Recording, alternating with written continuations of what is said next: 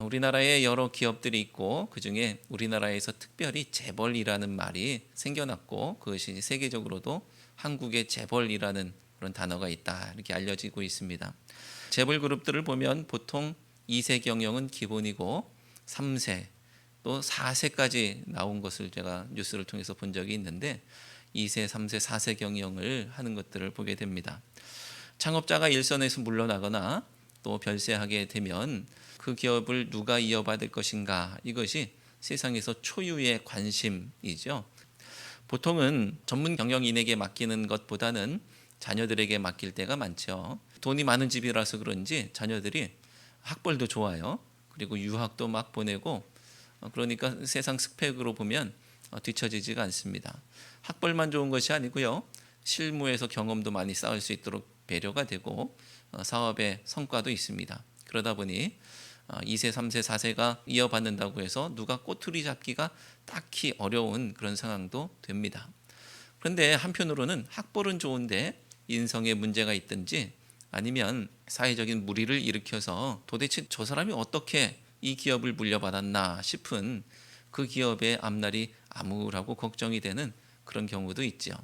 그래서 왜 어떻게 저 사람이 이 기업을 물려받았는지를 잘 찾아보니까 다른 이유가 없어요.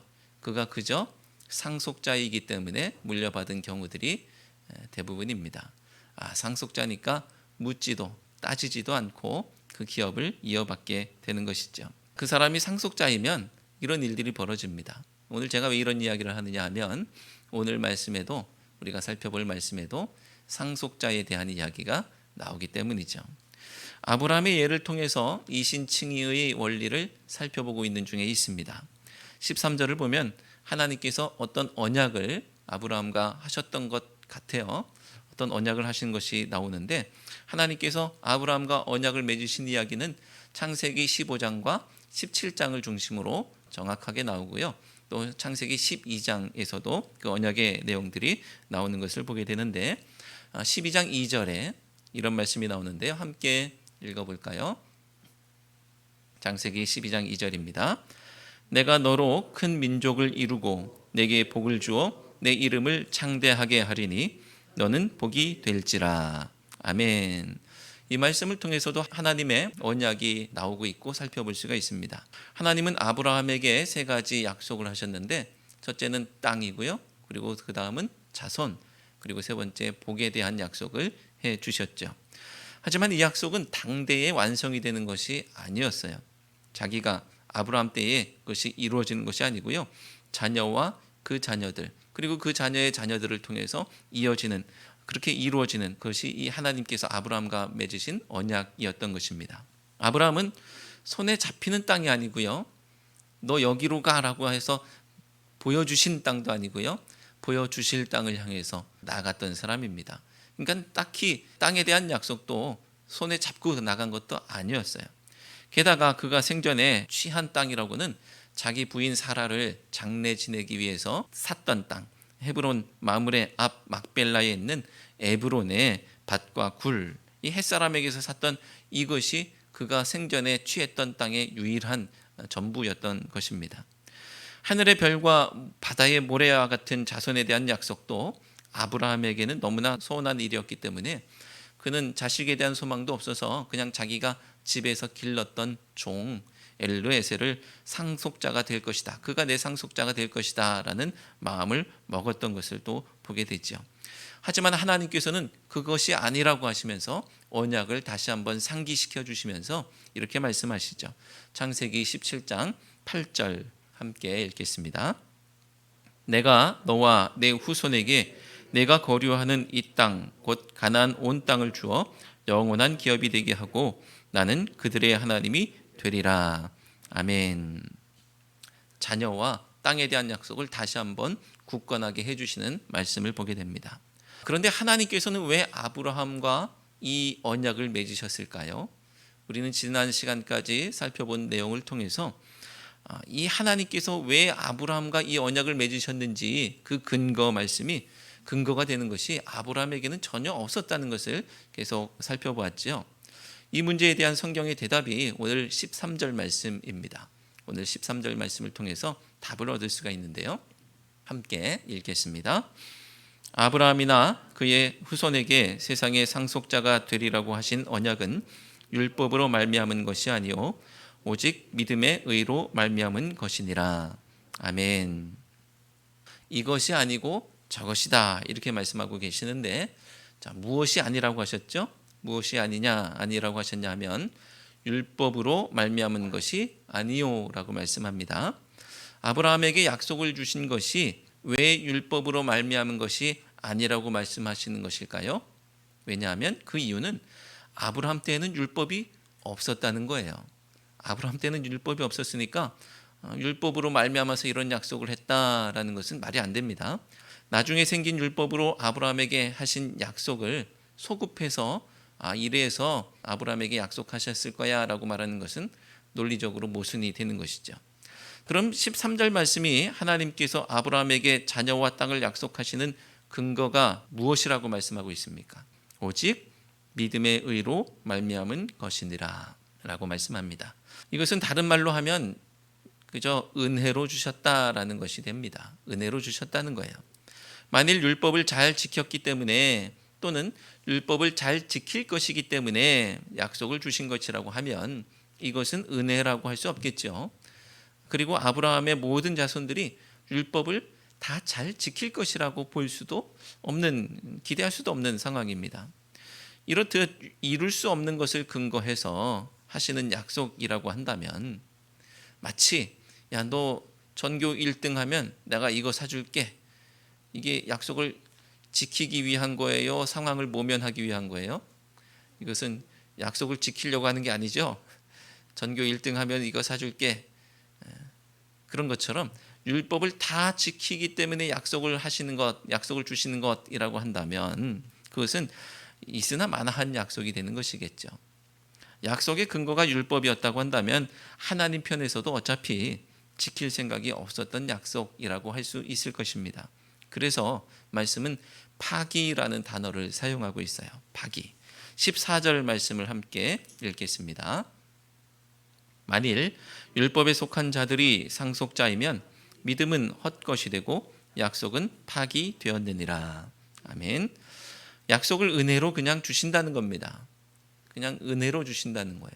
율법을 통해서 율법을 지키는 것 때문에 주시는 것이다라고 하면 그것은 뭐 말이 안 되는 것이기 때문에 아예 파기되는 약속이 되는 것이고요. 그래서 은혜로 주신다. 그래서 16절 상반절에서는 이렇게 말씀하는데요. 16절 상반절 말씀을 함께 읽겠습니다. 그러므로 상속자가 되는 그것이 은혜에 속하기 위하여 믿음으로 되나니 이는 그 약속을 그 모든 후손에게 굳게 하려 하심이라. 아멘.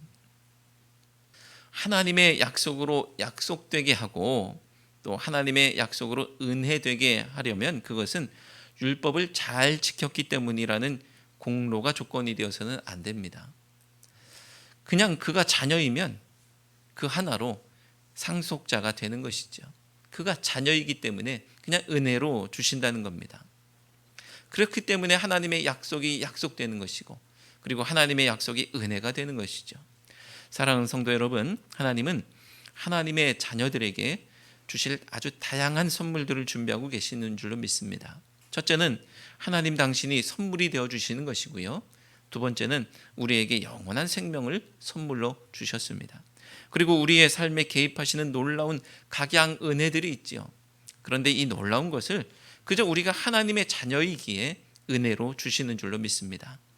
오늘 여러분 모두가 하나님의 자녀로서 신실하시고 예수 그리스도의 보혈의 은혜에 감사하시며 놀라운 은혜를 주시는 하나님 앞에 믿음으로 나아가는 우리 모두가 되시기를 바랍니다. 강아지들을 훈련시키는 모습을 보면 저런 강아지들도 과연 훈련될까? 저런 강아지들도 변화될까? 이런 생각을 하게 하는 경우들이 있습니다. 그런데 역시 전문가는 달라서 그런 강아지도 바뀌고 변화되는 것을 보게 되죠. 그런 훈련에는 일정한 패턴이 있을 텐데 여기서 단순화해서 말하기는 너무 어려운 과정이지만 그렇게 그래도 단순화해서 말해 보면 주인이 요구하는 것을 강아지가 잘 감당했을 때 간식을 주는, 그리고 맛있는 간식을 주고 또 폭풍 칭찬을 해주면, 보상을 해주면 강아지가 변화되는 것을 보게 됩니다. 그런데 때로는 내가 이렇게 했는데 왜 보상을 해주지 않는 것일까라는 그런 상황도 만들어요.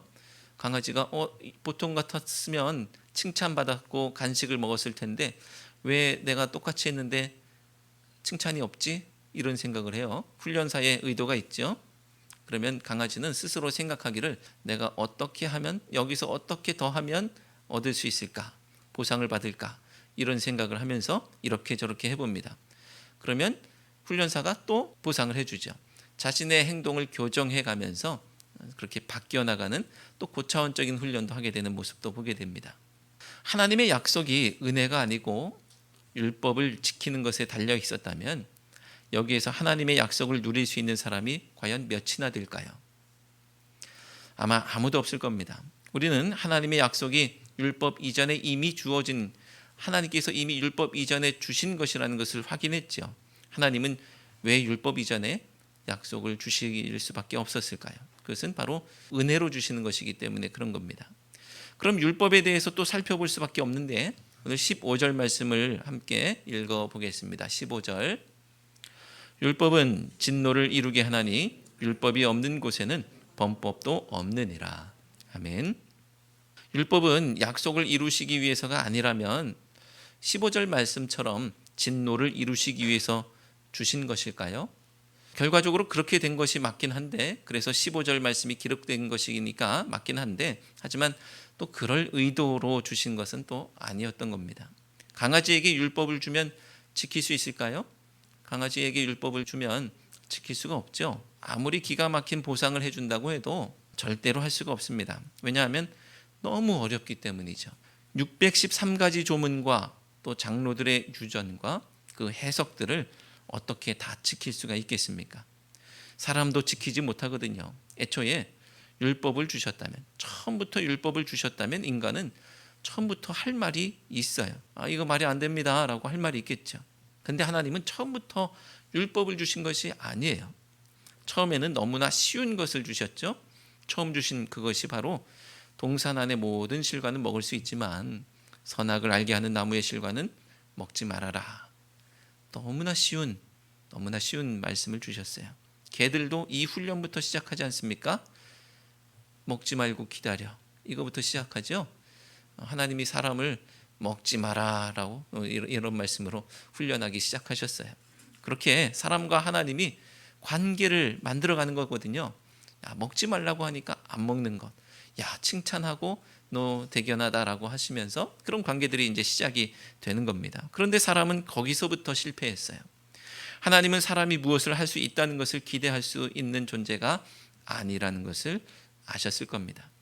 그러니 무언가를 이루는 조건을 달아서 보상으로 무언가를 주겠다는 약속을 하신다는 것이 애초에 이루어질 수 없는 약속이라는 것을 아셨던 것이죠. 그래서 하나님은 아브라함에게도 그저 은혜로 주시는 약속을 하신 겁니다. 물론 율법이 없으면 범법도 없었겠지만 하나님은 에덴 동산의 작은 규례를 통해서, 그리고 율법을 통해서 인간은 하나님이 아니며 하나님의 말씀 안에서 살아가야 하는 존재라는 것을 알게 하셨던 거예요. 인간은 하나님이 아니다. 네 마음대로 하는 것이 아니고 말씀 안에서 살아가야 된다는 것을 알려주신 거예요. 하나님은 율법 안에 하나님 나라의 가치와 진리, 그 의미들을 담아두셔서 그 안에서 꿈꾸고 소망하며 살게 하셨던 것입니다. 율법의 정신으로 살면 하나님께서 좋아하시겠죠. 그런데 사람은 온전히 그것을 이룰 수 있는 능력이 없기 때문에 우리에게는 예수 그리스도가 필요하고, 그리고 성령의 능력과 은사가 필요한 것입니다. 그래서 우리는 율법을 지킬 테니 복을 주세요 라면서 사는 것이 아니고요. 하나님께서 아무 공로 없이 은혜를 주시고 약속을 주셨으니, 구원하셨으니 그 약속 안에서, 그 은혜 안에서 율법의 가치와 의미로 살겠습니다 라고 고백하며 사는 것입니다. 율법을 복의 근원으로 삼는 것이 아니라 바른 삶의 근거로 삼을 때 율법을 통해서도 은혜를 받게 되는 것이죠. 사랑하는 성도 여러분, 오늘 우리가 감당해야 할 규칙과 규례들이 있을 겁니다. 그럼에도 불구하고 거기에서 자유하며 여유를 가지시기를 바랍니다. 그거 못한다고 해서 큰일 나는 것이 아니에요. 율법을 못 지켰기 때문에 큰일 나는 것이 아니라 은혜가 떠나는 것이 큰일입니다. 바라기는 주님께서 값없이 주시는 약속을 의지해서 믿음 안에서 최선을 다해 살아갈 때 율법과는 관계없이 부어주시는 하나님의 놀라운 사랑을 경험하는 우리 모두가 되시기를 주님 이름으로 축원합니다. 로마서 4장 1절에서 바울은 아브라함이 육신으로 우리 조상이라고 말씀했어요. 육신으로 우리의 조상. 자, 여러분은 어떠신지 모르겠지만 저는 아브라함을 육신의 조상으로 두고 있지는 않습니다. 제 조상들 중에서 어떻게 피가 섞여서 아브라함이 제 육신의 조상이 될 수도 있을지는 모르겠지만 저는 아씨가 아니고 김씨이기 때문에 아브라함이 제 조상이 아니에요. 때로는 어떤 페이스북이나 이런 데서 이제 댓글을 다시는 분들이 목사님 이렇게 하셔서 저는 목사가 아니고 김 목사입니다라고 얘기하곤 했었는데 여전히 아씨가 아니고 이제 김씨예요. 그렇기 때문에 아브라함이 제 조상이 아니죠. 그렇다면 4장을 기록하는 바울이 염두에 뒀던 사람이 누구일까요? 아브라함의 후손들이겠죠. 이스라엘 사람들, 최소한 유대인들이 4장을 시작하면서 아브라함이 머릿속에 담아두었던 이 편지를 읽을 사람들의 모습이 바로 그들이었을 겁니다. 아브라함을 육신의 조상으로 둔 사람들, 그렇게 되겠죠. 수신자는 유대인들, 참조는 이방인들이 될 겁니다. 로마서 4장은 3장까지의 이야기를 아브라함의 예를 통해서 입증하는 내용이라고 했는데요. 그런 의미에서 아브라함처럼 좋은 예가 없는 것입니다. 유대인들이 볼 때 아브라함은 그들의 조상이고요, 의로운 사람으로 인정하던 사람이에요. 아브라함은 유대인들의 조상이요 의로운 사람. 그렇기 때문에 그 의의 근거가 행위가 아니고 은혜로 주신 것이며 믿음으로 말미암는다는 것을 밝히면 바울이 말하는 것에 큰 힘이 실리겠죠. 야, 너희들이 의롭게 생각하는 아브라함, 너희들의 조상, 그가 행위로 의롭게 된 것이 아니고 은혜로 주시는 것, 그리고 믿음으로 의롭게 된 것이다 라고 그것을 밝히면 그들도 할 말이 없어지는 거예요. 그러니까 좋은 예가 됩니다. 그런데 문제는 유대인들에게는 바울의 말에 힘이 실리겠지만 이방인들에게는 어떨까요? 아브라함의 예를 통해서 유대인들은 설득할 수 있겠지만 이방인들은 어떨까요? 이방인들에게도 말이 좀 먹히려면 어떻게 해야 하느냐? 아브라함이 이방인들에게도 조상이 되어야 되지 않겠습니까? 저는 아니라고 했는데 이방인에게도 조상이 되어야 바울의 말이 좀 먹힐 거예요. 그런데 이미 육신으로는 조상이 아니라고 했습니다. 그럼 영적인 조상 또는 믿음의 조상 정도는 돼야 하겠죠. 결론부터 말씀드리면 하나님께서 아브라함에게 하신 약속, 그 자손들을 이 세상의 상속자로 주신다는 약속은 유대인들에게만 아니라 이방인들에게도 해당되는데, 그것은 이방인들이 율법대로 잘 살았기 때문이 아니라 아브라함처럼 그에게는 아무런 근거가 없는 은혜로 믿음으로 그를 자녀 삼으시고 상속자 되게 하셨다는 거예요. 그래서 16절은 아브라함이 이방인에게 믿음의 조상이고 그들에게도 약속이 유효하게 상속됨을 말씀하고 있는 것입니다. 16절 말씀을 함께 읽겠습니다. 그러므로 상속자가 되는 그것이 은혜에 속하기 위하여 믿음으로 되나니 이는 그 약속을 그 모든 후손에게 굳게 하려 하심이라. 율법에 속한 자에게 뿐만 아니라 아브라함의 믿음에 속한 자에게도 그러하니 아브라함은 우리 모든 사람의 조상이라. 아멘. 하나님이 아브라함에게 하셨던 약속은 유대인이건 이방인이건 유효합니다.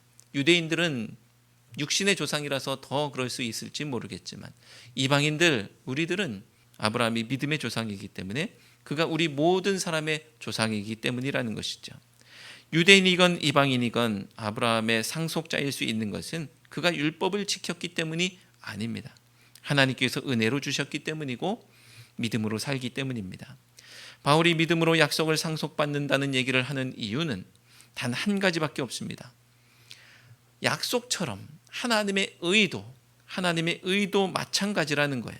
하나님의 의도 이와 같이 율법의 성취로 얻는 것이 아니고 율법과는 관계없이 하나님의 의는 믿음으로 받는다는 사실을 말씀하고자 하는 것입니다.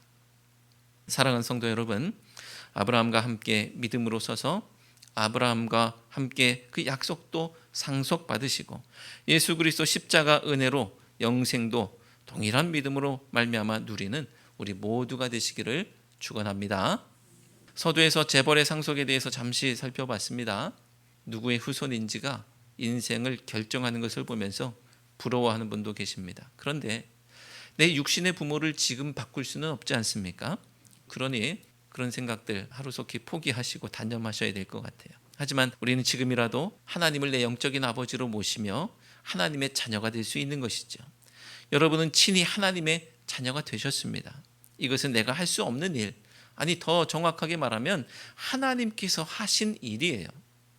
우리가 하나님의 자녀라면 우리에게는 그것 하나로 충분한 놀라운 일들이 이미 펼쳐지고 있습니다. 하나님의 자녀의 권세로 이 땅 살아나갈 때에 하나님 나라 상속자의 삶이 우리에게 펼쳐질 줄로 믿으시고 믿음 안에 은혜 안에 거하는 우리 모두가 되시기를 주님의 이름으로 축원합니다. 기도하시겠습니다. 하나님, 약속을 받기 위해, 복을 받기 위해, 또 구원받기 위해, 상속자가 되기 위해 몸부림쳐왔던 저희들에게 복음을 주셔서 감사합니다. 그저 자녀이기만 하면 주시는 은혜, 그저 믿기만 하면 주시는 은혜인데 그 원리를 받아들일 수 없어서 지금도 하나님을 거부하고 엉뚱한 것을 추구하고 있지는 않은지요. 예수 그리스도 십자가 은혜로 자녀 삼아 주셨사오니 이제 자녀의 권세를 누리게 하여 주옵소서. 그 은혜 안에 충만히 거하게 해 주옵소서. 예수 그리스도의 이름으로 기도드리옵나이다. 아멘.